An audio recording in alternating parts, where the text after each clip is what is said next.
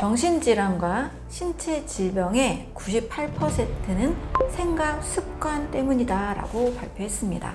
비관적인 생각은 그 생각 그대로의 몸을 만든다.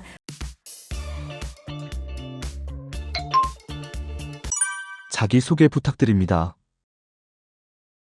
네, 안녕하세요. 저는 건강한 식사법을 안내하는 완전해독연구소의 류은경입니다. 반갑습니다.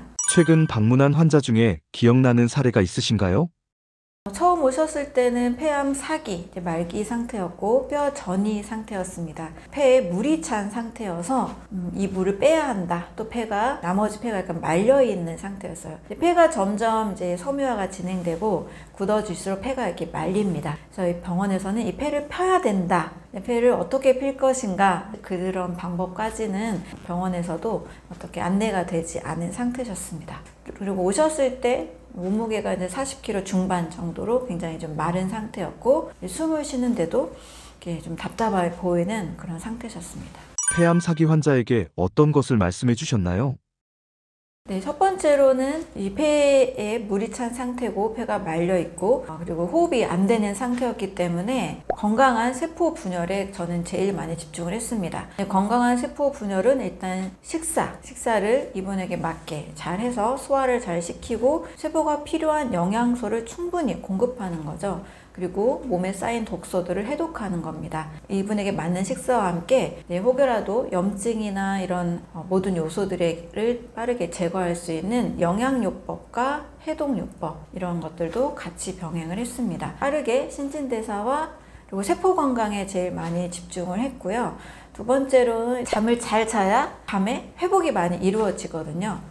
이제 숙면할 수 있는 안내, 그리고 심리적인 건강 상태, 자율신경계를 잘 이제 설명을 드리면서 그동안 어떤 생활 습관적으로 스트레스를 많이 받는 상황, 쉽게 감정적으로 좋지 않은 상태를 빠르게 좋은 상태로 만들어야 된다 해서 이제 심리적으로도 긍정적인 심리 상태, 또 제가 감사합니다를 이제 많이 말씀하도록 하거든요. 그래서 감사합니다 100번, 500번 이렇게 말씀을 드리는데 이렇게 심리적으로도 빠르게 마음 상태를 즐겁게 할 수 있는 상태를 만들 수 있도록 안내를 했습니다. 또 다행히 또 가족분들과 함께 오셨거든요. 이제 가족이 모두 다 이제 제가 말씀드리는 식사법이나 영양해독요법에 대해서 기대와 긍정적인 마음을 가지고 계셔서 이렇게 함께하는 그런 응원의 마음들, 이런 모든 것들도 안내를 해드렸고 또 그거를 모두 실천할 수 있는 그런 상황이셨습니다.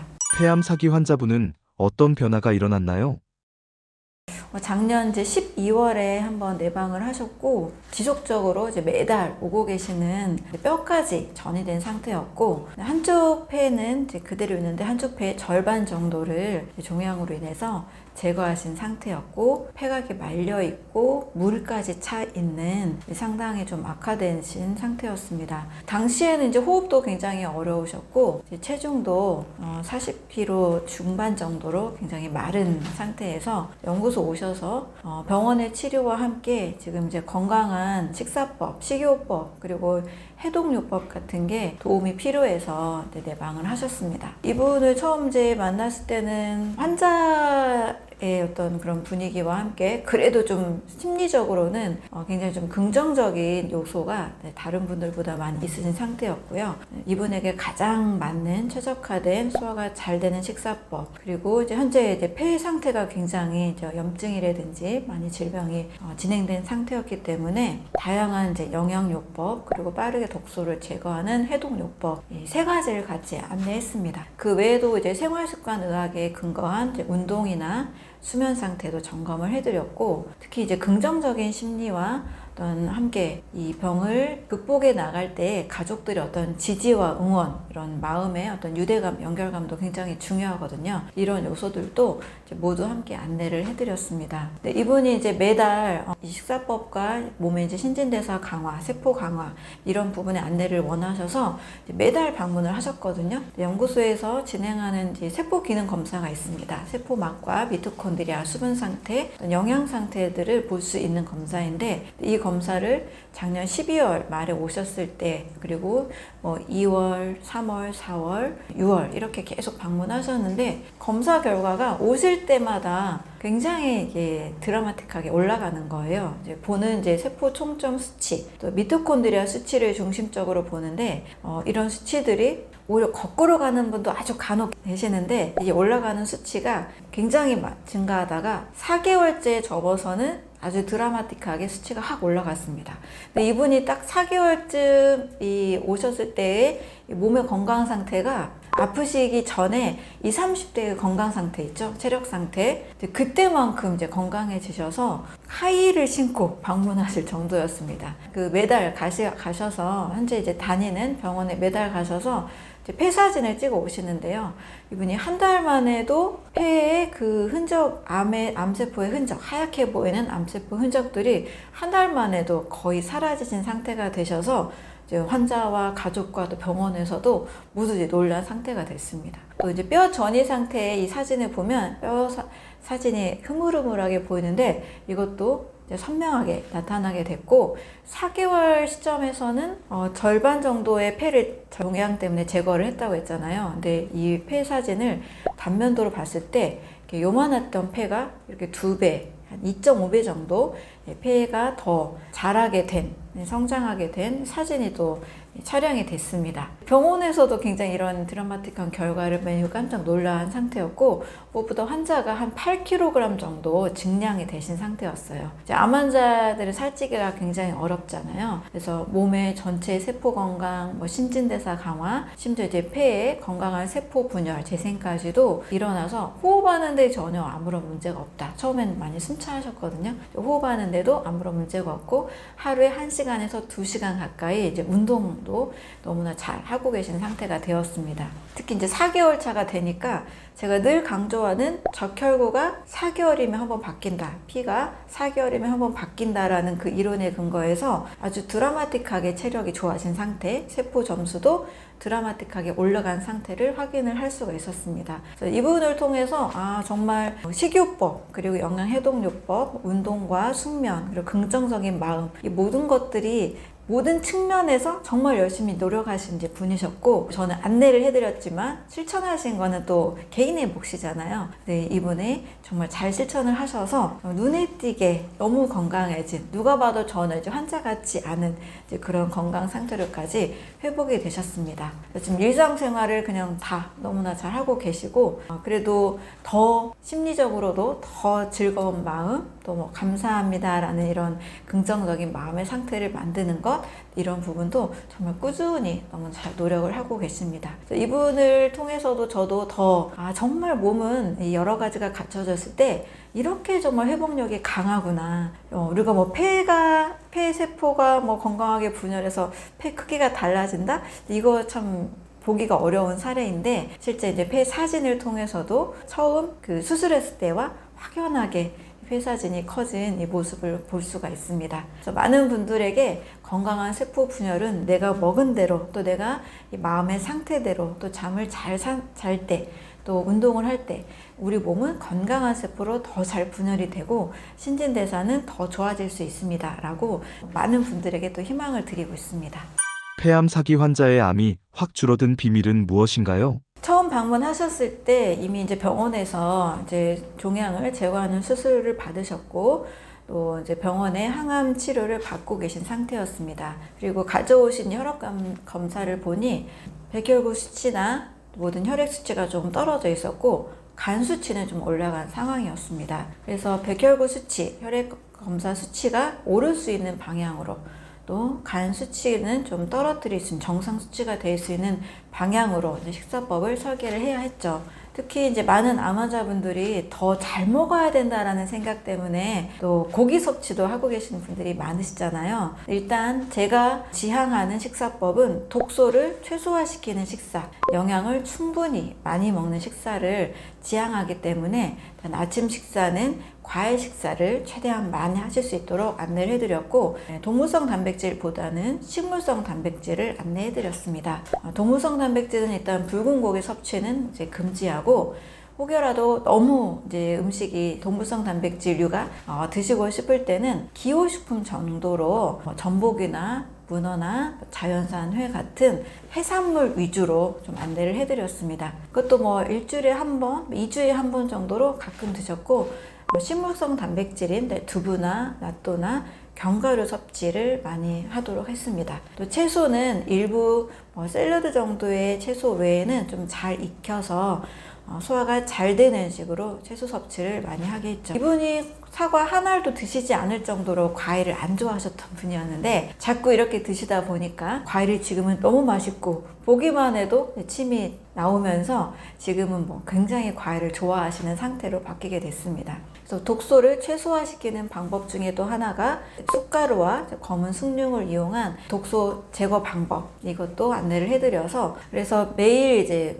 하루에 1.5리터 정도의 물을 이제 검은 숭늉물을 이용해서 독소를 흡착할 수 있도록 안내를 해드렸죠. 그랬을 때 이분이 한 달하고 일주일 만에 이제 찾아오셨는데요. 그때 병원을 다녀오시고 바로 이제 연구소 내방을 해주신 상태였어요. 병원에 이제 사진을 가져오셨는데 하얗게 보이는 그 암덩어리의 사진이 싹 사라진 상태였습니다. 그리고 체중은 한 달 만에 2kg 정도가 증량되신 상태였어요. 이제 많은 사람들이 오해를 하는 게 채식을 하면 너무 살 빠진다, 살이 안 찐다, 더 말라간다, 이런 오해를 하시는데, 본인에게 맞는 식사를 하실 때에는 살이 잘 찌게 됩니다. 처음 잠깐은 빠질 수 있으나 점점 이제 소화 흡수가 되면서 살이 찌는 방향으로 가게 됩니다. 이제 소화 효소 분비나 담즙 분비 생성을 돕는 기능성 제품과 여러 염증을 빠르게 줄일 수 있는 항산화 영양소들도 함께 공급이 되신 상태였습니다. 이분은 빠르게 조직을 재생해야 되잖아요. 그래서 최선의 맞춤 식사법과 함께 최선의 영양 해독요법을 이제 함께 병행하게 된 거죠. 한 달 후에 오셨을 때 이미 이제 체중이며 세포기능 검사며 체중도 증량된 상태였고, 세포기능 검사도 굉장히 한 달 만에 올릴 수 있는 아주 좋은 상태로 증가가 된 좋은 수치에 가까이 이제 가게 된 상태가 되었습니다. 또 숨 쉬는 것도 확실히 좀 편해지셨다고 말씀하셨고, 일단 체력이 너무 좋아지고 있다. 체력이 좋아지니까 운동도 더 할 수 있을 것 같다 하시면서 이제 운동 시간들도 서서히 이제 늘려가려고 마음을 먹고 있는 상태였습니다. 가족분들이 볼 때도 얼굴이 많이 이게 살이 많이 빠진 상태였는데 얼굴에 살이 붙고, 또 이제 전화 통화로 친구들과 이제 대화를 하실 때도 목소리에 힘이 들어간다, 이런 얘기들을 하셨습니다. 그래서 주변에서도 몸 상태가 점점 좋아지고 있다를 다들 느끼고 계셨고, 무엇보다 이제 본인이 체력이 좋아지는 느낌, 더 기운이 나고 뭔가 더 에너지가 생겨서 더 열심히 하고 싶은 의지가 생긴다고 말씀을 해주셨습니다. 암 환자에게 잘 먹는다는 것은 어떤 의미일까요? 암 환자가 잘 먹어야 된다는 것은 저는 늘 강조하는 게 세포에 필요한 50종의 영양소입니다. 잘 먹는다는 개념이 아직까지도 우리는 보양식의 개념으로 가요. 저 단백질 섭취로 가죠. 정말 제가 또 한 번 강조드리고 싶은 것은 단백질 공급이 전부가 아니고요. 우리 인체 내에서 세포 기능을 잘 할 수 있는 균형 잡힌 영양소가 흡수된 상태입니다. 실험실에서 제가 늘 세포 배양을 했었다 그랬잖아요. 그럼 단백질만 절대 필요한 게 아닙니다. 다양한 필수 비타민과 필수 미네랄들, 또 다양한 효소들, 이런 모든 것들이 어우러졌을 때 세포들은 건강하게 잘 분열을 합니다. 또 음식의 종류와 음식의 소화가 잘 되는 배합이 중요합니다. 암 환자들에게 정말 또 강조드리고 싶은 것은 당분을 섭취하면, 포도당을 섭취하면 암세포가 자란다. 그래서 과일 섭취를 하지 않은 분들이 굉장히 많으시거든요. 정제 탄수화물이 아닌 자연의 음식으로 충분한 탄수화물은 암세포를 키우는 게 아니고요. 우리 인체에 꼭 필요한 면역세포며 우리 온몸의 각 조직의 장기들에게 필요한 영양소 공급이 되기 때문에 반드시 드셔야 됩니다. 굉장히 이제 환원주의적 관점이 많으신 것 같아요. 이 실험실 수준에서 암세포에게 포도당을 공급해서 암세포가 커진다, 이 단편적인 이론만 가지고 암세포는 포도당을 먹고 자란다, 이렇게 얘기하시는데, 암세포는 포도당 뿐만이 아니고요. 사실 다양한 영양소들을 다 섭취를 하면서 인체에 독소가 많은 상황에서 커지는 겁니다. 그래서 해독을 하면서 암세포만 우리 몸에 있는 게 아니고 99% 이상 건강한 세포들, 나머지 세포들이 있잖아요. 1% 미만, 뭐 0.01%가 될 수도 있는 일부 암세포를 우리가 크게 생각하는 경향이 있는데, 그러기보다 면역력을 올려서 면역 세포들이 암세포를 제거할 수 있는 환경, 또 독소를 제거해서 암세포가 더 이상 자라지 않은 환경, 이 몸 전체 환경을 만드는 것이 중요합니다. 그래서 저는 소화가 잘 되는 50종 이상의 영양소, 9대 영양소로까지로도 말씀을 드리는데요. 이 음식들이 내 몸의 세포에 흡수가 잘 되게 드시는 방법, 이게 암 환자들이 잘 먹어야 된다라고 강조드리는 이야기입니다. 이 9대 영양소라 하면 제가 과일의 영양소를 말씀드릴 때 사용하고 있는 음식 분류인데요. 첫 번째는 가장 중요한 우리 몸의 수분이죠. 과일 속에 들어있는 수분은 거의 90%를 차지하고요. 탄수화물, 단백질, 지방, 이 3대 영양소, 비타민, 미네랄, 6대 영양소가 되죠. 여기에 항암 성분으로 알려진 파이토케미컬, 식물 영양소, 음식을 통해서 충분히 섭취해주면 우리 몸에 효소가 낭비되지 않으니까 효소가 충분한 음식 해서 효소까지. 다음에는 이제 식이섬유입니다. 이렇게 9대 영양소를 골고루 먹을 수 있는 음식 분류라고 한다면 이제 과일이 되겠죠. 그래서 아침 식사는 과일로 모든 암 환자들에게 이렇게 안내를 해드립니다. 세포에 필요한 9대 영양소, 50종 이상의 영양소를 잘 흡수되게 만드는 상태가 가장 중요하다고 볼 수 있습니다. 또 면역력을 올려야 된다는 다 알고 계시잖아요. 이 면역력에 있어서의 면역 세포들의 먹이라고 할 수 있는 성분이 바로 파이토케미컬이죠. 색깔에는 과일, 채소에 많이 들어있기 때문에 과일, 채소 섭취는 암 환자들에게 가장 더 필수라고 볼 수가 있습니다. 또 암세포의 성장과 또 혈관 신생이나 전이를 막는 역할도 하니까요. 이 식물 영양소는 당연히 필요한 거죠. 그래서 잘 먹는다의 개념에서 너무 단백질 섭취, 이것보다 단백질은 식물성 단백질로도 충분히 살이 찔 수가 있습니다. 제가 안내해드린 그 암 환자 8kg 증량된 암 환자분도 동물성 단백질은 거의 드시지 않았습니다. 육류 섭취는 일체 하지 않았고요.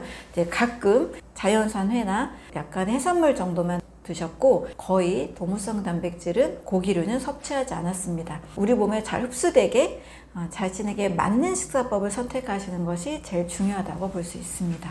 암덩어리가 줄어든 폐암 사기 환자가 하신 말씀이 있으신가요? 일단 식사를 나에게 맞게 하니까 소화가 잘 되고 속이 편하다라는 얘기를 하셨습니다.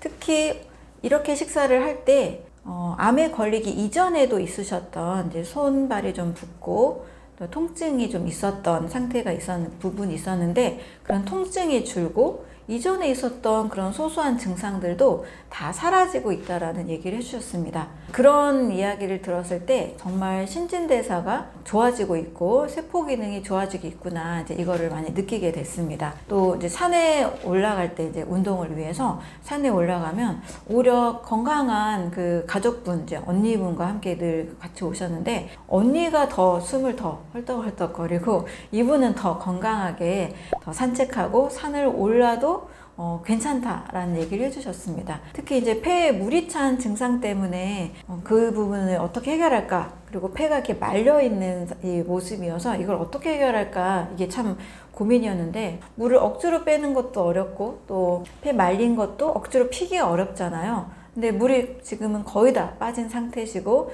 말린 폐도 다 펴져 있는 상태로 병원에서도 얘기를 해주셔서 굉장히 폐 쪽으로는 문제가 거의 없는 상태까지 가게 되었습니다. 특히 이분이 너무 이제 좋았던 거는, 제가 자유신경계를 굉장히 많이 강조했거든요. 왜냐면 전에도 좀 일을 좀 많이 하셨던 큰 사업을 하시는 분이셨다 보니까 아무래도 교감신경 쪽으로 많이 항진이 됐겠죠. 그래서 교감신경을 좀 약화시키고 부교감신경을 항진시키는 활동을 많이 하세요 라고 말씀을 드렸는데요. 이제 가족들과 함께, 마음이 편한 분들과 함께 하는 시간을 많이 늘렸고, 가족들과 굉장히 즐거운 활동들을 많이 하신 것 같아요.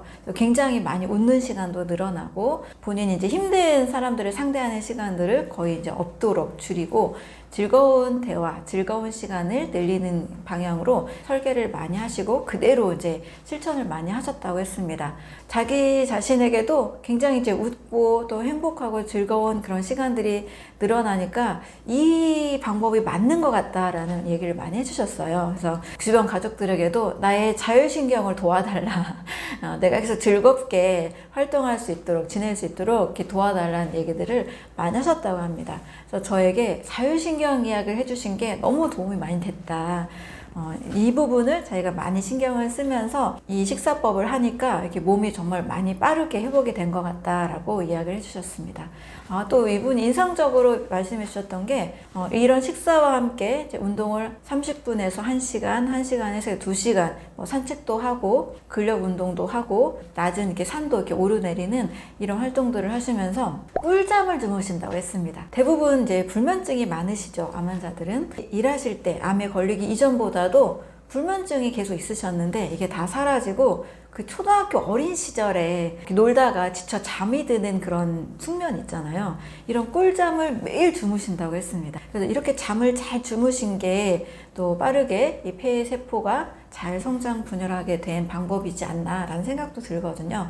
그래서 잠을 잘 자는 것, 정말 이분을 통해서도 얼마나 이게 건강에 크게 영향을 미치는지를 확인하게 됐습니다.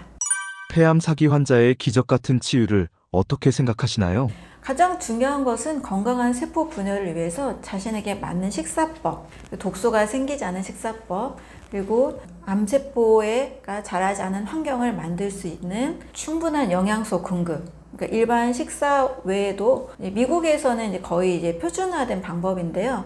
3대 이제 표준 치료를 받으면서 식사법과 염증을 최소화하는 이제 항산화 영양요법들이 많이 병행이 됩니다. 저도 역시 빠르게 세포 분열하고 소화 흡수가 잘 되는 기능성 제품들과 함께 특히 이제 해독을 많이 강화를 했습니다. 이 환자의 경우 이제 제가 해독 연구소를 운영하고 있잖아요. 해독을 해야 뭔가 몸이 좋아질 것 같다라고 이제 생각이 들어서 저를 찾아오시게 됐는데 역시 몸에서 늘 우리가 숨만 쉬어도 식사만 해도 늘 발생하는 독소들이 있거든요. 독소를 늘 빠르게 이제 제거하는 해독요법이 이제 몸에 잘 나타난 것 같습니다.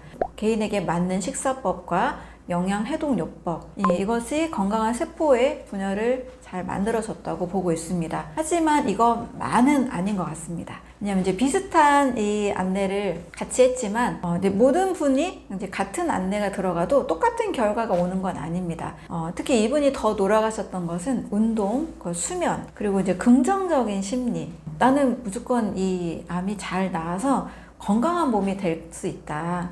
부정적인 생각을 거의 하지 않으셨거든요. 그래서 긍정적인 심리, 또 가족들의 어떤 응원과 지지, 사회적 연결감, 이것을 강조하는 생활습관 의학의 6가지 요소가 너무 명확하게 이분에게 잘 다 실천이 된 것 같아요. 그래서 생활습관 의학에서 강조하는 6가지, 음식, 운동, 수면, 스트레스 관리, 또 위험물질 회피, 또 긍정심리와 사회적 연결감, 이 모든 6가지가 다 이분에게 모두 다 너무나 잘 조화롭게 적용이 돼서 4개월 만에도 몸에 큰 변화가 일어나고 지금 6개월째인데 아프시기 전보다도 더 건강한 체력을 얻게 되셨습니다. 말기 암 환자가 꼭 명심해야 할 것이 있을까요?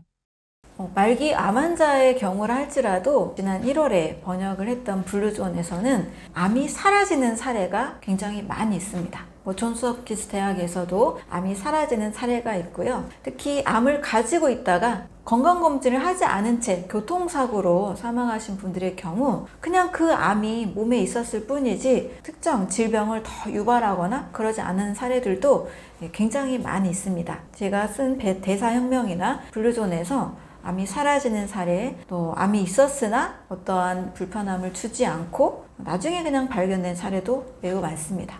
상담을 했던 3기, 4기, 말기 환자분들의 경우도 우리 몸 전체에 건강을 신경 쓰면 암은 더 이상 작동하지 않거나 커지지 않거나 줄고 사라지는 사례들도 많이 있다라는 겁니다. 가장 가져야 되는 중요한 생각은 몸 전체의 환경을 개선하자입니다. 암까지 발현이 됐다는 것은 크게 2가지가 심각한 상태가 됐다는 겁니다. 몸에 독소가 쌓인 상태, 그리고 마음에 독소가 쌓인 상태라고 볼 수 있습니다. 이 독소 제거를 몸과 마음에서 먼저 하는 것이 가장 중요한 겁니다. 대부분 이제 많은 사람들이 암이 생기면 일단 병원 치료도 마찬가지지만 암 자체만 관심을 갖게 되죠.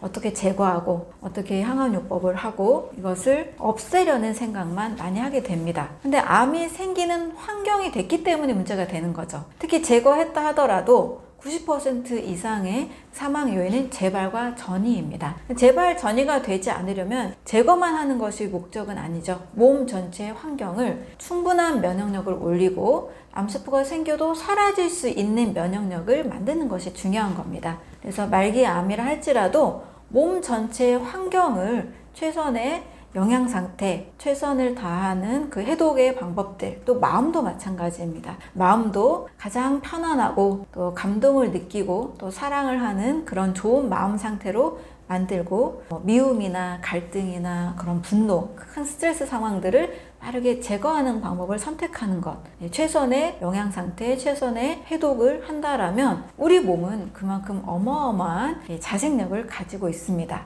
말기 암 환자들이 더 건강이 좋아지는 사례도 굉장히 많고요. 제가 경험한 폐의 조직이 점점점 세포 분열이 세포가 성장한 상태, 폐가 자란 모습, 폐가 더 커진 모습들도 관찰이 되니까요. 희망을 가지시고 몸 전체 환경을 최선의 상태로 만드는 것에 집중을 하시면 좋겠습니다. 암 환자들에게서 발견되는 공통점이 있나요? 네, 공통적으로 보이는 잘못된 식사 습관이라면 무조건 잘 먹어야 된다 해서 동시에 여러 가지를 드시는 식사법을 많이 하고 계십니다. 암 환자 외에도 우리 일반인들이 다 많이 가지고 있는 생각이죠. 골고루 잘 먹어야 건강하다. 근데 이거는 골고루 잘 먹는 거는 동시에 골고루 잘 먹는 방법이 아닌 거죠. 자연의 음식을 내가 소화를 잘 시켜서 골고루 좋은 영양이 흡수된 상태를 말합니다. 제가 강의 때도 많이 이야기하는데 골고루 잘 먹으면 골고루 병 잘 걸린다. 그 말은 골고루 잘 먹으면 다양한 독소가 더 많이 생긴다. 이렇게 말씀드릴 수가 있습니다. 그래서 동시에 너무 다양하게 드시는 것은 정말 좋지 않습니다.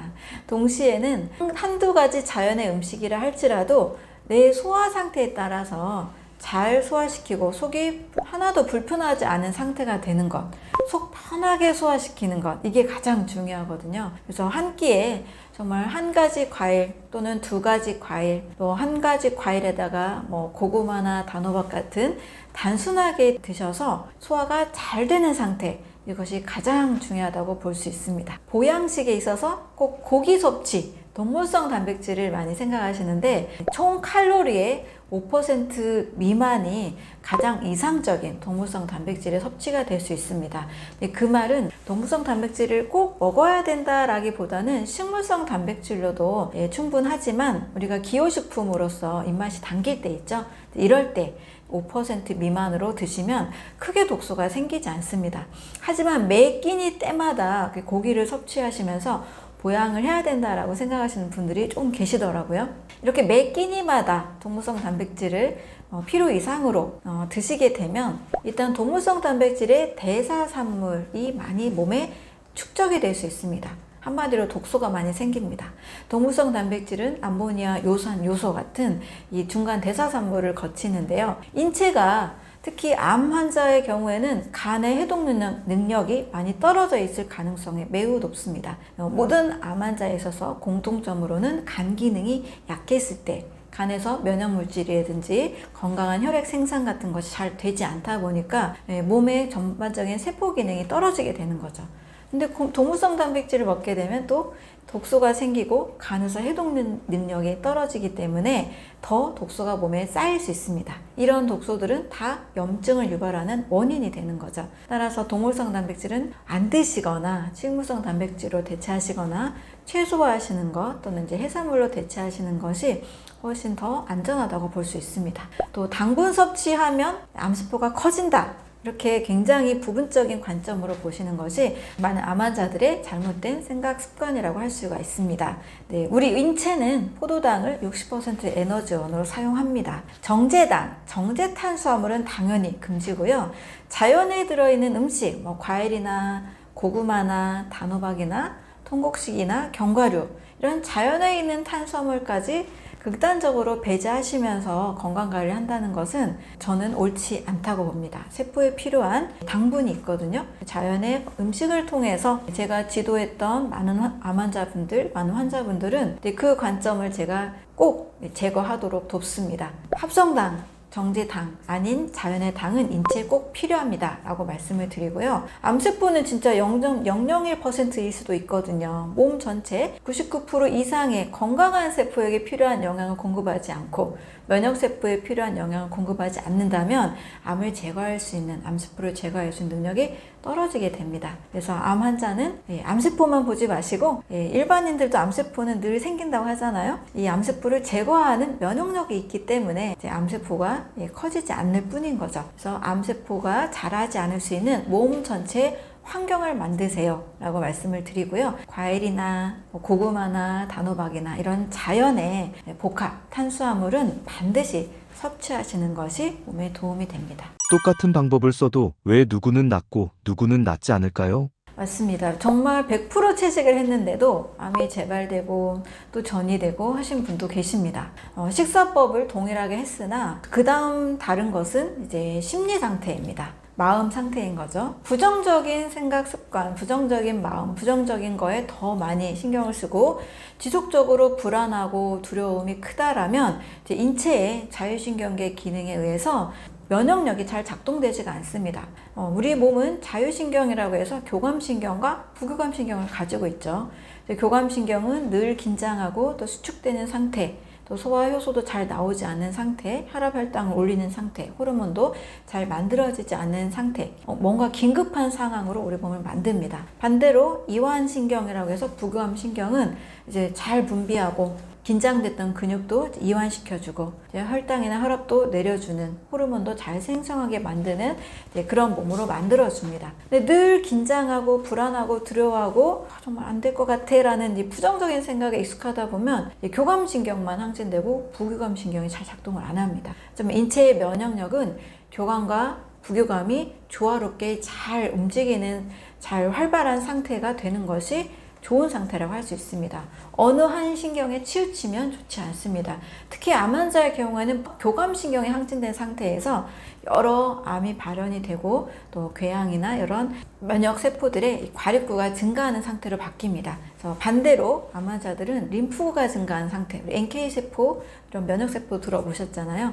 림프구가 증가하는 상태, 이것은 부교감신경이 항진될 때 발현이 됩니다. 일단 마음의 긴장과 불안, 두려움을 없애고 안 될 것 같은 부정적인 생각을 정말 지우도록 노력을 하셔야 돼요. 그래서 웃음 치료하시고 음악 치료하시고 또 막 즐겁게 춤도 추시고 이런 활동들을 많이 권장하는 이유가 부교감신경 항진, 림프구의 증가를 위해서 돕는 겁니다. 그래서 제가 이제 만났을 때 사실 암이 왔다는 것은 삶을 한번 되돌아보고 다른 방향으로 설정을 하라는 신호다라고 말씀을 드립니다. 너무 완벽주의로 사시고 너무 긴장하며 사시고 너무 열심히만 사셨던 분들이라면 한 템포 좀 쉬고 이제는 좀 여유를 가지고 좀 편안하게 어떤 큰 사업을 하셨다라면 좀 내려놓으시고 삶의 본질을 다시 한번 정말 행복을 찾아가는 시간이다라고 말씀을 드립니다. 또 성격적으로도 지나치게 예민하고 지나치게 부정적인 측면이 있다라면 좀 바꾸실 필요도 있다라는 거죠.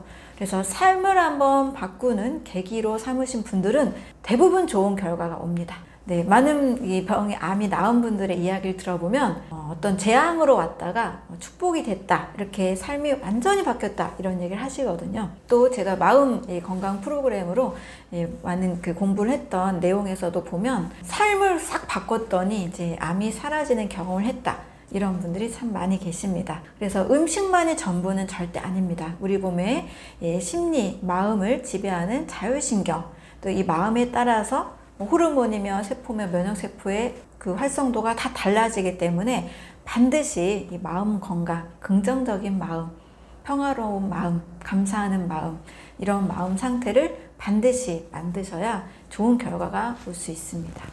간이 중요한 이유는 무엇인가요? 네, 제가 건강한 세포 분열을 늘 강조를 하고 있는데요. 건강한 세포 분열에 있어서 가장 핵심적인 그 원료들을 합성하고 저장하는 기관이기 때문입니다. 자, 세포가 분열하려면 우리 몸은 생명을 다하는 그 전까지 계속 세포가 분열이 됩니다. 계속 생산하는 공장인 셈인 거예요. 세포를 생산하고 있는 상태.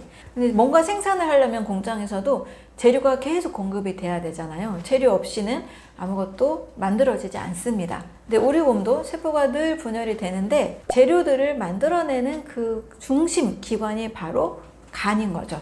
그래서 간은 크게 생산 공장이 되고요. 두 번째로 중요한 것은 이제 해독하는 기관이라는 특징을 가지고 있습니다. 생산과 해독. 자, 그러면 에너지를 생산하고 또 세포를 생산하고 또 호르몬도 만들고 여러 신경 전달 물질도 만들고, 자, 이것들을 가장 중심적으로 만드는 장기가 간이기 때문에 간이 나빴을 때는 조혈작용도 잘 되지 않고 호르몬도 잘 만들어지지 않고 세포도 건강하지 않은 세포로 이상한 세포가 많이 만들어집니다. 그래서 암 환자들은 공통적으로 일단 간 기능이 손상되어 있다라고 독일의 의사 막스 거슨이 주장을 했는데요. 저도 동일하게 그렇게 보고 있습니다. 그래서 모든 건강의 중심 축에 바로 간 건강이 있는 거죠.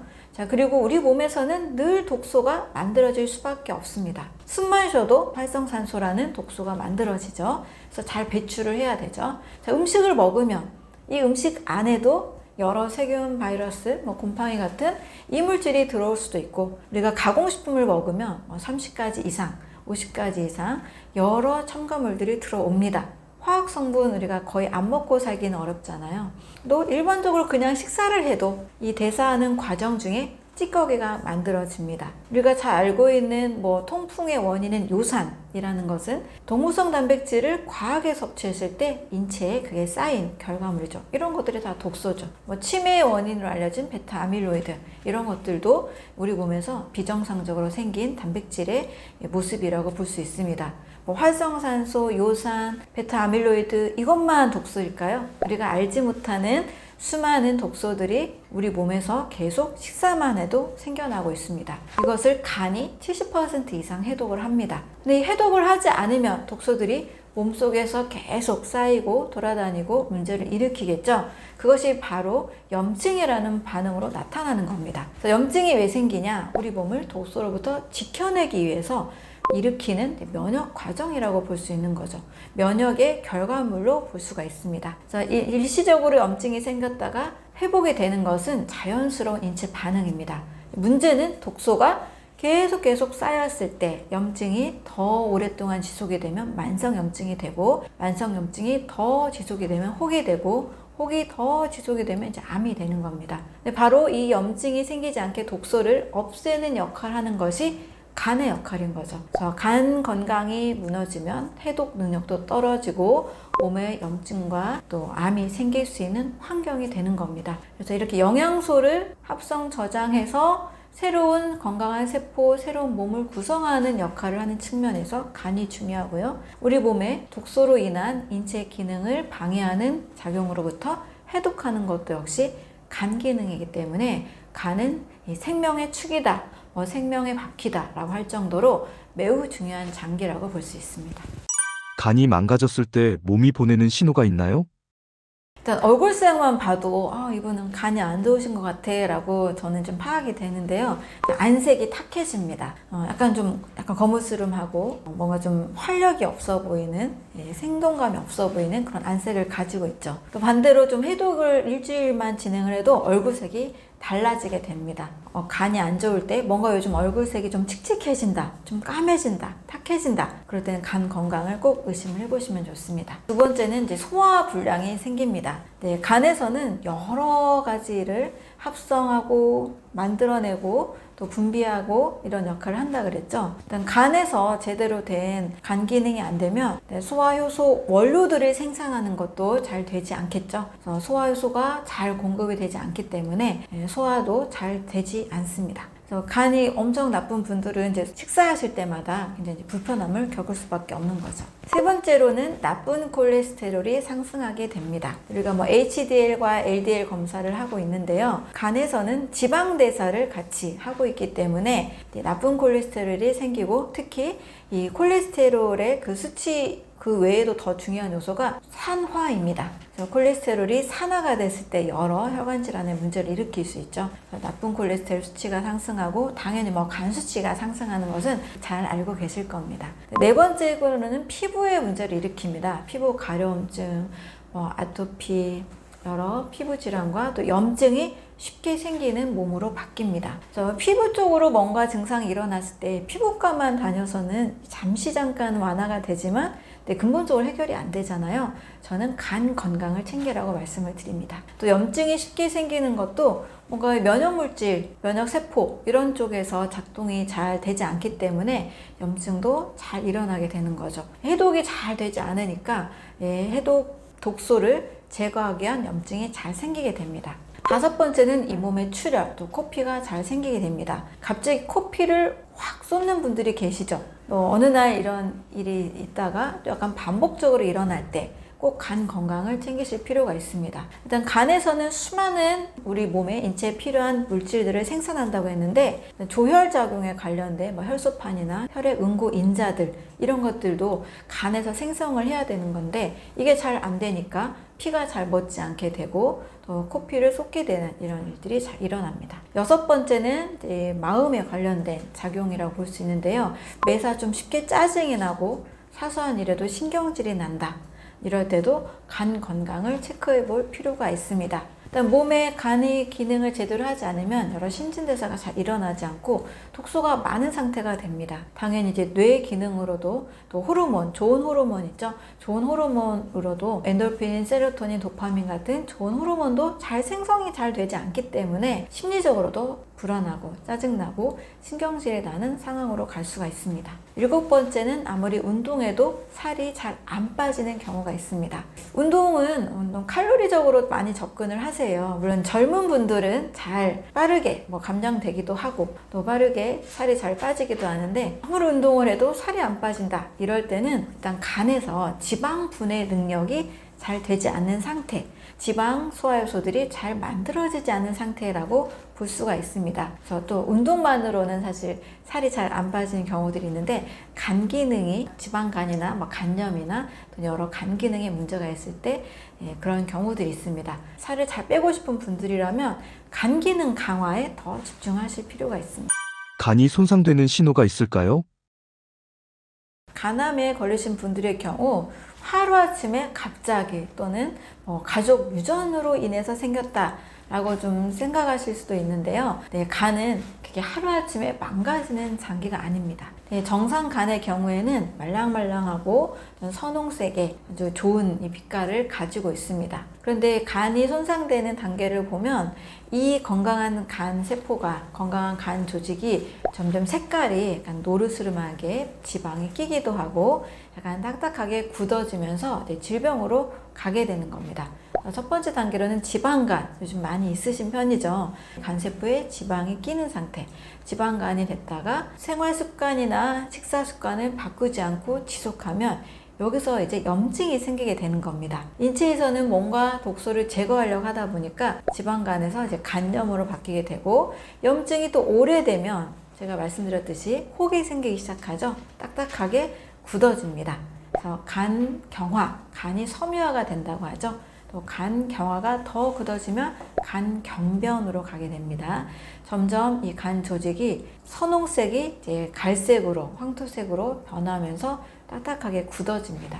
간 경변이 오래된 상태가 이제 간암으로 되는 거죠. 여러 이제 결절들이 이제 혹이 되고 혹이 이제 암이 되는 상태로 바뀝니다. 그래서 간암은요 하루아침에 절대 되지 않습니다. 또 유전력이다, 유전이나 가족력이다. 간암의 원인을 유전으로 본다라면 거의 100% 이게 생겨야 되는데요. 가족력 하나도 없는 분들이 간암의 경우도 상당히 많이 있고요. 가족력이 있음에도 불구하고 간암에 안 걸리는 분들도 상당히 많이 계십니다. 나의 건강하지 못한 식사법이나 또 생활 습관, 스트레스로 인해서 이제 암은 대사질환으로 발생하는 거고요. 유전과는 무관하다라고 볼 수 있습니다. 그래서 간이 손상되는 것은 일단 시작은 지방간이나 약간의 간 수치, 고지혈증에서도 올 수 있으나 여기서 되돌리지 않으면 염증과 섬유화를 거치면서 이제 간암으로 가게 되니까요. 미리미리 지방간 상태, 약간의 고지혈증 상태에서 반드시 좀 개선을 하시는 방법을 선택하시는 걸 추천드립니다. 간 해독을 하려면 어떻게 해야 할까요? 네, 간은 2단계 해독 과정을 거치는데요. 1단계는 먼저 독소를 변형시키는 단계, 2단계는 독소를 배출하는 단계라고 볼 수 있습니다. 마치 이제 빨래를 생각하면 되는데요. 찌든 때가 있을 때 애벌 빨래를 좀 하잖아요. 때를 불려놓는 시간, 그리고 시간이 좀 지나면 그것을 이제 문질러 가지고 빼내는 단계를 거칩니다. 간에서도 이 독소를 변형시키는 단계와 독소를 배출하는 단계를 거치는데 이때 필요한 영양소들이 있습니다. 우리가 해독하면 왠지 물만 잘 마셔도 해독이 된다라고 생각할 수 있는데 그것은 가장 기본입니다.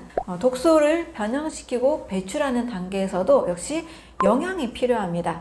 저는 영양으로 해독하라 라는 이야기도 종종 하는데요. 독소를 변형시킬 때는 간세포에 필요한 영양소를 충분히 공급해야 됩니다. 독소를 변형시키는 단계에서는 항산화 비타민과 항산화 영양소를 기억하시면 됩니다. 항산화 비타민이라고 하면 비타민 A, C입니다. 베타카로틴, 비타민 C, 또 지방의 산화를 예방하는 데 필요한 비타민 E 많이 알고 계실 거예요. 그래서 비타민 A, C, ACE라고 기억하시면 됩니다. 이 영양소들은 독소에 흡착을 해서 독소를 변형시키는 정도의 역할을 해줍니다. 또 여러 항산화 영양소들이 있죠.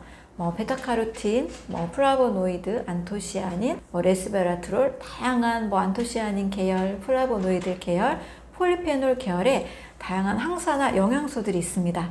색깔이는 과일, 채소에 들어있는 식물 영양소를 뜻합니다. 그래서 이런 물질들이 독소에 흡착을 해서 독소가 잘 빠져나갈 수 있도록 변형되는 역할을 해줍니다. 두 번째 단계로는 이 독소를 잘 이제 내보내게 하는 세제를 묻힌 다음에 이제 손발을 해가지고 때를 떨어뜨리잖아요. 이런 역할을 해주는 것이 바로 일부 아미노산들입니다. 글리신이나 글루탐산이나 시스테인 같은 이런 아미노산들이 독소를 배출하는 역할을 해줍니다. 그래서 제가 간 건강을 위해서 과일류, 채소류, 견과류, 콩류 이런 과일, 채소와 식물성 단백질들을 꼭 드시라고 추천을 드리고 있습니다. 그래서 간 해독은 이런 단계로 독소가 변형이 되고 배출이 되고 있습니다.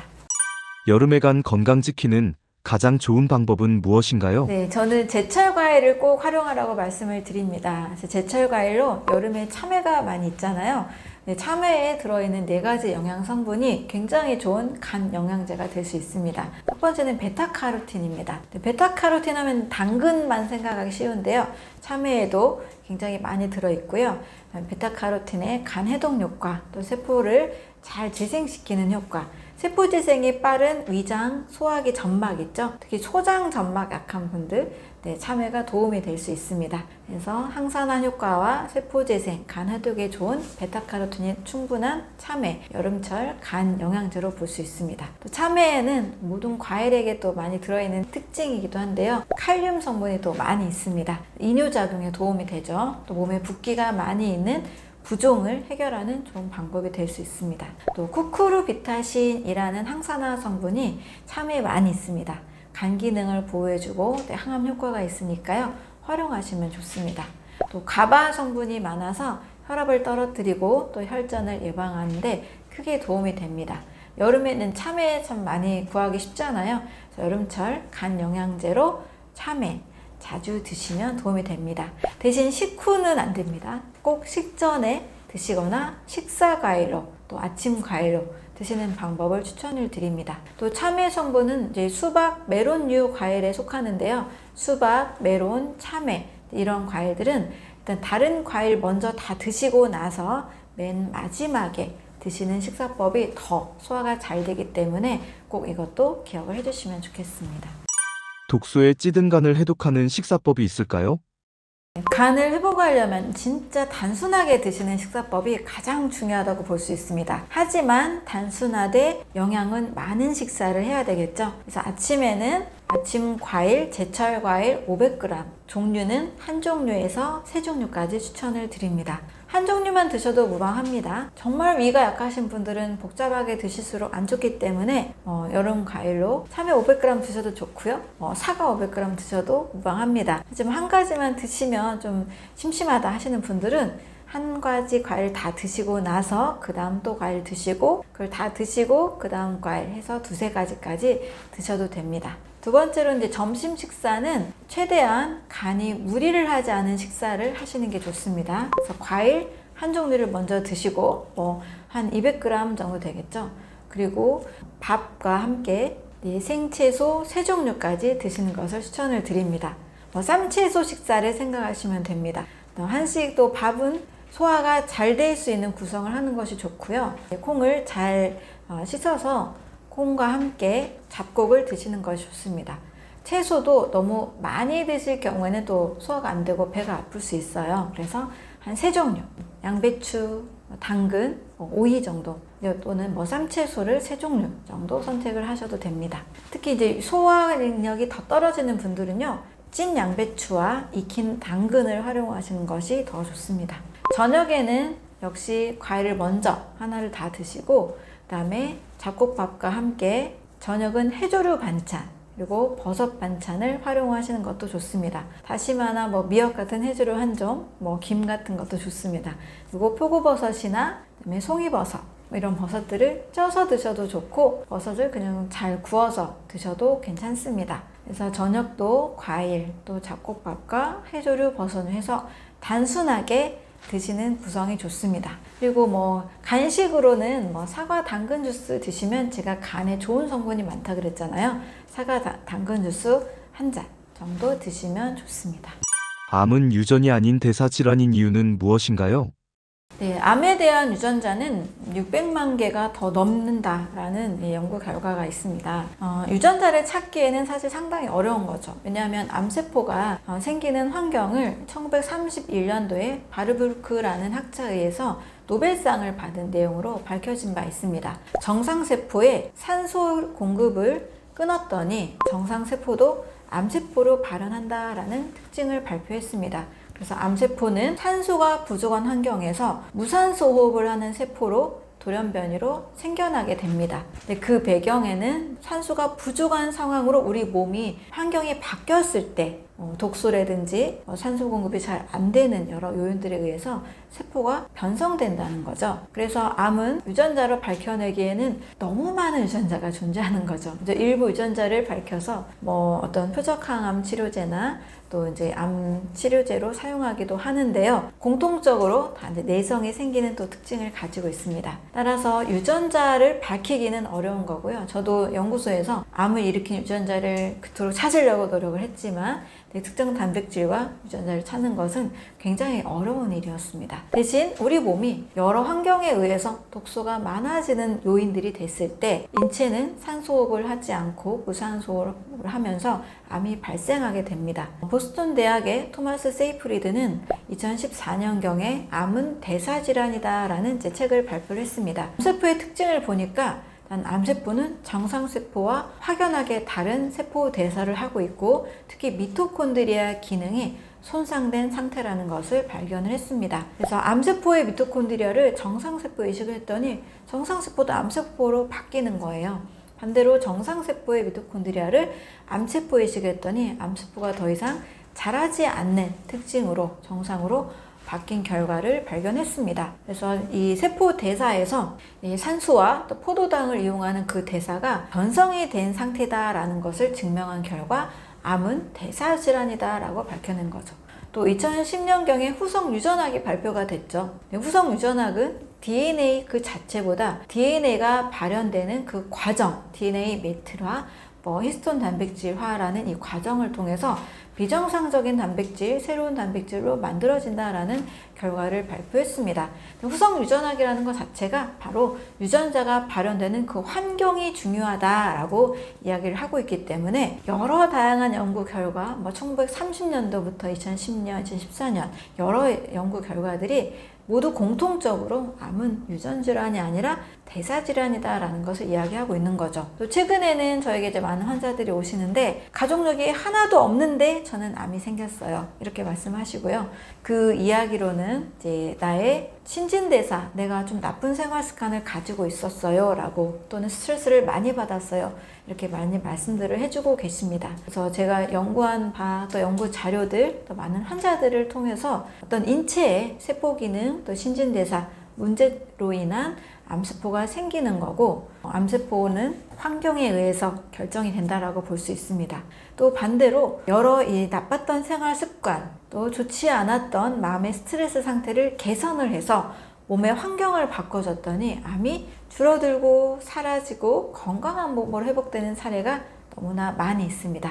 그래서 암은 이따가 사라질 수도 있고요. 또 없던 가족력에서 생길 수도 있다라는 것을 잘 기억하시면 좋겠습니다.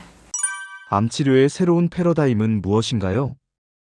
암 치료가 이제 최근에 3세대 이제 항암제까지 치료를 많이 하고 있는데요. 1세대는 세포독성 항암제라고 해서 좀 부작용이 좀 심한 거는 모두 알고 계시죠?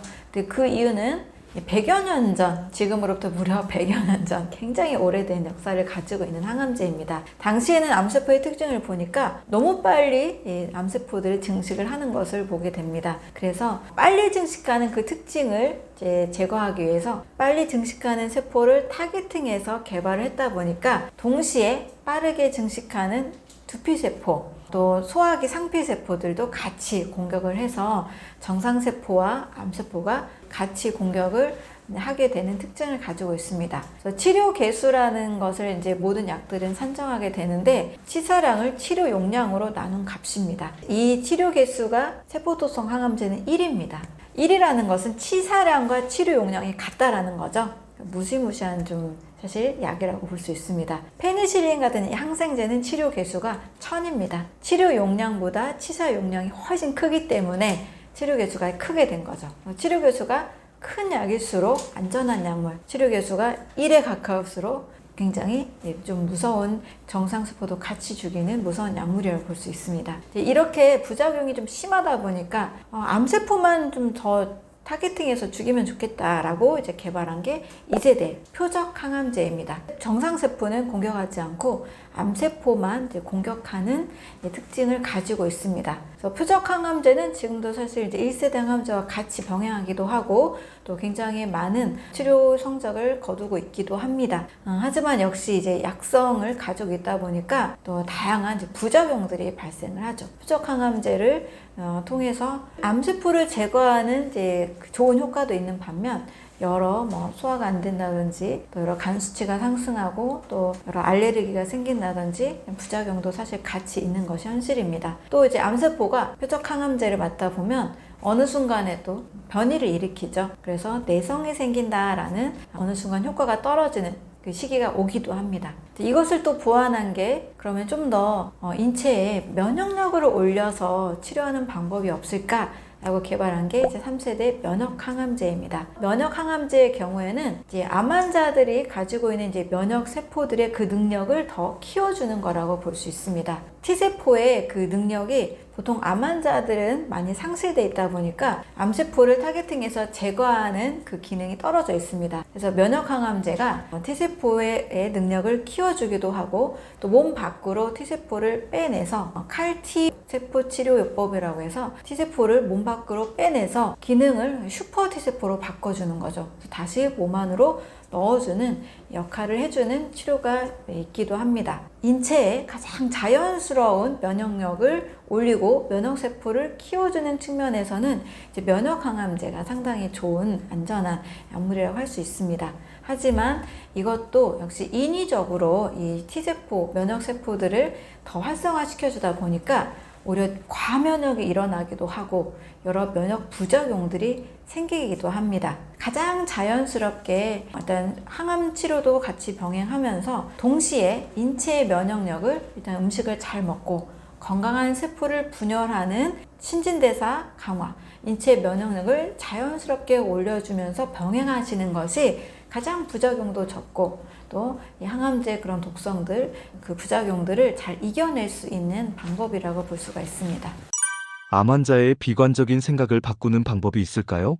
하버드 의대 마인드바디 연구소에서 나온 결과입니다. 정신질환과 신체 질병의 98%는 생각 습관 때문이다 라고 발표했습니다. 신체 질병 그리고 정신질환, 우리가 사람마다 어느 생각 패턴들이 다 좀 어느 정도 고착화가 되어 있죠. 어떤 결과가 왔을 때 그것의 긍정적인 측면을 더 많이 생각하는 사람이 있는가 하면, 좋은 결과가 와도 그걸 또 부정적으로 말씀하시는 또 패턴을 가진 분들이 또 있으시더라고요.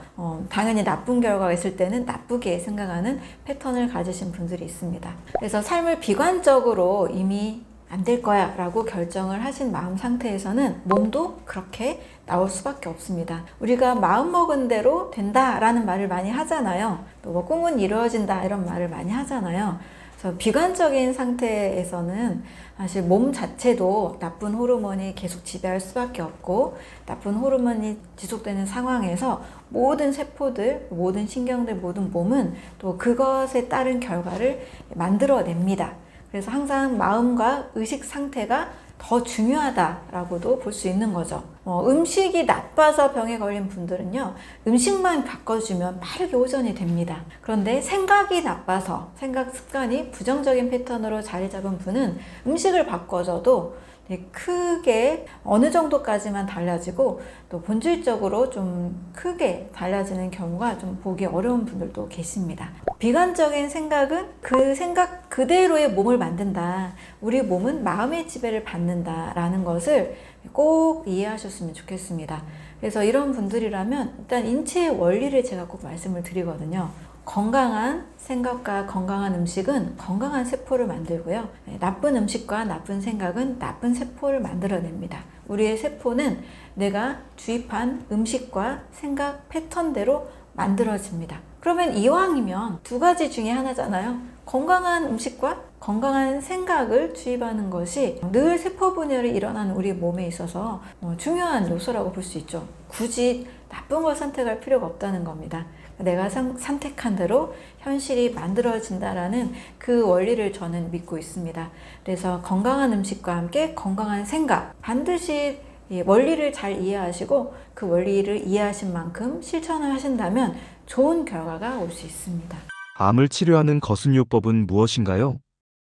네, 지금은 많은 이제 암 환자들이 몸 전체 면역력을 올리고 싶어서 식사법을 통해서 면역력을 개선하려는 방법을 많이 찾고 계십니다. 약간 이 방법의 좀 원조라고 볼 수 있는 것이 바로 독일의 의사 막스 거슨입니다. 막스 거슨은 너무 엄청난 결과들을 많이 만들었는데요. 아인슈타인 박사의 부인 헬레나의 폐결핵, 당시에는 이 폐결핵이 불치병이었습니다. 이 폐결핵도 치료를 했고요. 75세인 슈바이처 박사의 당뇨병을 치료한 사례가 되기도 합니다. 또 1924년에 당시 폐 전문의였던 조 로브룩 박사의 환자 450명의 이 폐결핵 환자들을 치료한 결과 무려 446명이 완치가 되기도 했습니다. 보면 뭐 당뇨병도 낫고 뭐 폐결핵이다 이런 병도 나았는데 그 외에도 관절염, 간 질환, 다양한 피부병, 다발성 경화증, 갑상선 질환, 신장 질환이나 천식 이런 질환까지도 굉장히 여러 당시 난치병들을 해결하기도 했었습니다. 무려 100여 년 전에 요즘 현대인들도 많이 경험하고 있는 이런 많은 질환들을 어떻게 해결을 했을까? 이 막스 거스는 두 가지 우리 몸의 장기에 집중을 합니다. 두 가지 장기는 간 기능과 장 기능입니다. 일단 간 기능과 장 기능을 회복을 시키면서 건강한 세포로 만드는 치료를 선택했습니다. 사실 그 치료의 원조는 본인의 편두통을 치료하면서 시작이 됐습니다. 독일의 식사가 주로 당시 소시지와 감자를 주로 먹었는데요. 특히 소시지 같은 경우는 염장육이잖아요. 굉장히 소금도 많이 치고 또 훈제 요법들을 통해서 다양한 세포에 불필요한 성분들이 사실 많이 있는 음식이라고 볼 수 있습니다. 이 음식을 지속적으로 먹은 결과 이제 편두통이 이제 발생을 하게 된 거죠. 본인의 편두통을 치료하기 위해서 다른 음식을 선택했는데 사과나 당근이나 케일이나 여러 이런 채소들 또 과일들을 선택을 해서 몸속에 쌓여 있는 나트륨과 여러 독소들을 빨리 제거하고 간과 장 기능을 빨리 개선시키는 치료들을 병행했습니다. 막스것은이 집중했던 이 치료는 바로 간과 장 기능 개선인데요. 핵심 장기를 간과 장으로 받기 때문입니다. 또 많은 환자들이 공통적으로 몸에 독소가 많기 때문에 이 독소를 제거하는 차원에서 커피 관장이나 간의 기능도 같이 해독하는 방법들을 썼던 거죠. 그러다 보니까 관절에 쌓인 독소, 간에 쌓인 독소, 피부, 폐나 천식이나 신장 질환 등 여러 모든 질환들에 있어서 이 독소를 제거하는 해독 방법을 썼기 때문에 많은 질병들이 함께 개선이 된 거죠. 그래서 간을 깨끗하게 하는 방법, 장을 깨끗하게 하는 커피 관장, 또 장에 꼭 필요한 식물 영양소, 또 식이섬유들이 많이 들어있는 과일과 채소를 활용한 방법이라고 볼 수 있습니다. 그래서 막스것은이 먹였던 것 중에는 채소즙이 있고요. 당시 이제 암 환자들, 난치병 환자들에게 하루 13잔의 채소즙을 먹였다라는 연구 결과들이 있습니다. 한국에서도 대한거슴의학회가 있어서 한국형으로 한 7잔 정도의 채소즙을 많이 먹게 하고 있고, 또 많은 암 환자들이 채소를 많이 활용을 하고 있는 것이 사실이죠. 그래서 여러 다양한 난치병을 해결한 방법으로 간과 장을 깨끗하게 하는 과일과 채소, 이런 채소즙들을 활용한 것을 볼 수가 있습니다. 거슴요법 어떻게 활용해 볼 수 있을까요? 거슴요법의 그 원리는 활용할 필요가 있습니다. 핵심은 몸에 쌓인 독소를 빠르게 제거하고 간과 장을 개선하는 방법인데요. 지나치게 말기 암 환자의 경우에는 그 쌓여있는 독소가 워낙 많다 보니까 시간이 걸리기도 하고 채소를 소화시키지 못하는 사람들이 지나치게 생채소를 많이 먹으면서 체온이 좀 더 떨어지고 체중이 너무 이제 감량이 되는 일도 일부 발생하기도 합니다. 개인에게 좀 맞게 사용하는 방법이 매우 중요하다고 봅니다. 물론 해독하는 건 너무 좋습니다. 과일과 채소 성분으로 해독하는 식사는 저도 굉장히 많이 활용을 하고 있고 실질적으로 독소를 제거하는 데 도움이 됩니다. 그런데 세포는 50종의 영양소를 같이 필요로 하거든요. 너무 과일과 채소만 먹는 것보다는 고구마나 감자 같은 구황작물과 단호박 같은 이런 복합 탄수화물도 필요로 합니다. 또 좋은 염증을 잘 완화시키는 오메가3가 들어있는 좋은 기름도 필요로 합니다. 그런데 지나치게 이 생채소만 많이 드시다가 남성분인데 45kg, 46kg 지나치게 이제 마른 분들을 제가 가끔 본 적이 있거든요. 그래서 체온을 떨어뜨리는 식이요법은 좀 저는 지양해야 된다라고 보고 있습니다. 지나치게 이 커피 간장을 좀 너무 무리해서 하시는 분들의 경우 저는 장에 무력을 경험하는 분들이 의외로 계십니다. 장이 점점 이제 커피 간장을 하니까 점점 장이 이제 움직이지 않게 되는 거죠. 저는 그거는 좀 자연스럽지 않다고 보는 견해입니다. 그래서 어느 정도 해독을 한 뒤에는 내 몸에 자연스럽게 장내 미생물도 잘 관리해주면서 면역력도 올리고 또 독소는 내 장이 잘 움직여서 빠져나가게 하는 그런 방법들도 좀 사용하는 것이 좋다고 보고 있습니다. 그래서 너무 체온이 떨어지는 지나친 생채소 식사법 좀 지양하시고 나에게 맞게 채소를 익혀 드시기도 하면서 또 자연스럽게 세포에 필요한 50종의 영양소를 잘 공급하는 방법, 이것이 같이 필요하다고 봅니다. 또 이제 암에 있어서는 심리도 굉장히 중요하거든요. 독일과 당시 이제 유럽에서 큰 효과를 거두었던 이유로는 사실 나쁜 음식을 상당히 많이 배제했기 때문에 빠르게 좋은 효과가 있었던 거를 볼 수가 있습니다. 근데 요즘 현대인들은요, 심리적인 요인이 상당히 커서 암이 오는 경우도 많습니다. 제가 자율신경 말씀드렸는데요. 부교감신경을 항진시키는 방법을 반드시 써야 되거든요. 마음이 편안한 방법, 스트레스를 줄이는 방법. 음식이 100% 요인이 돼서 온 분들은 음식만으로도 큰 효과를 봅니다.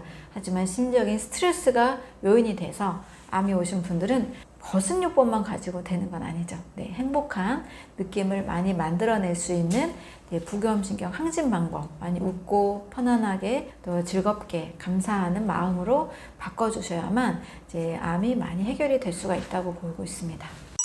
독소 빼는 최고의 해독 주스는 무엇인가요?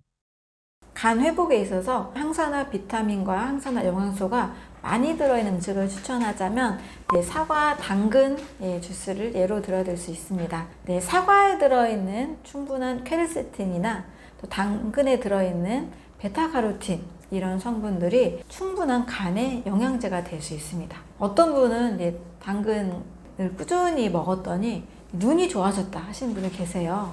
네, 베타카로틴이 많아서 눈에 필요한 비타민 A를 많이 생성해 준 거죠. 실제 시력이 좋아졌다라고 얘기하신 분들도 계십니다. 눈 건강 개선에도 아주 좋고요. 또 간 기능이 좋아지면 면역력이 좋아집니다. 면역력 하면 일부 어떤 단백질류의 음식을 많이 떠올리는데요.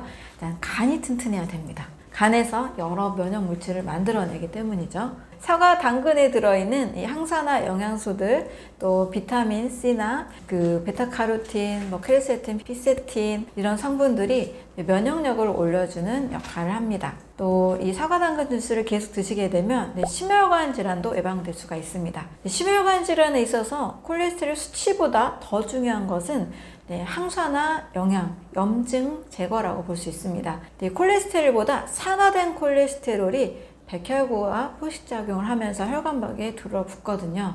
우리 몸의 산화를 막는 것이 심혈관 질환을 예방하는 데 있어서는 더 중요하다고 볼 수 있습니다. 좀 쉽게 매일 드시는 좋은 습관으로 사과, 당근 주스를 드시면 도움이 됩니다. 또 심혈관 질환을 신경을 쓰면 이제 뇌 쪽으로 뇌졸중, 뇌경색 이런 것들도 같이 예방이 되겠죠. 뇌 건강도 함께 지킬 수가 있고요. 항산화 영양에 충분하고 간 건강에 좋은 영양소들이 많기 때문에 이제 항암 효과도 같이 가지고 있습니다. 사과, 당근 주스를 매일 드시면 눈 건강, 면역력 강화, 심혈관 질환 예방, 뇌졸중, 뇌경색 예방, 항암 효과까지 다양한 효과가 있으니까요. 자주 드시는 것을 추천을 드립니다. 저는 이제 사과와 당근을 그냥 생으로 따로따로 드시는 방법도 추천을 드리고요. 이게 오랫동안, 몇 년 동안 이제 드시게 되면 좀 마시고 싶을 때도 생기거든요. 저도 가끔씩은 갈아서 먹기도 합니다. 다만 당 수치가 걱정되는 분들은요, 사과의 단맛과 당근의 단맛이 합쳐지면 즙으로 드실 때는 위험할 수가 있습니다. 그래서 물을 같이 넣어서 희석해서 드시거나 더 당 수치가 많은 분들은 굳이 사과, 당근 주스를 갈아 드시지 마시고 따로따로 드시는 것을 추천을 드립니다. 구독자분들에게 해주고 싶은 말씀이 있으신가요? 네, 오늘 이제 암 치료에 대한 말씀 많이 들었는데요. 암에 있어서는 암은 충분히 사라질 수도 있고 온몸의 면역력을 올리는 치료를 병행하시는 것이 꼭 필요하다고 볼 수 있습니다. 그리고 그 중심에는 간 건강이 있다는 것을 잘 기억을 해주시면 좋겠습니다. 또 어떤 피곤 증상부터 시작해서 몸에 뭔가 어떤 수치가 올라가고 뭔가 건강에 약간 신호가 온다 이럴 때는 간 건강을 챙기시는 습관을 가지시면 좋겠습니다. 그래서 오늘 말씀드린 내용 중에서 딱 한 가지라도 꼭 기억을 하시고 너무 건강에 대한 두려움을 갖기보다 좀 편안한 마음으로 또 긍정적인 마음과 함께 기본적인 식사를 하신다라면 누구나 큰 병 없이 건강하게 지낼 수 있습니다. 또 많은 암 환자분들도 희망을 가지고 몸 전체 환경을 개선하는 데 있어서 몸과 마음의 독소 모두 제거하시면서 희망을 가지시고 실천하시면 좋겠습니다. 네, 감사합니다.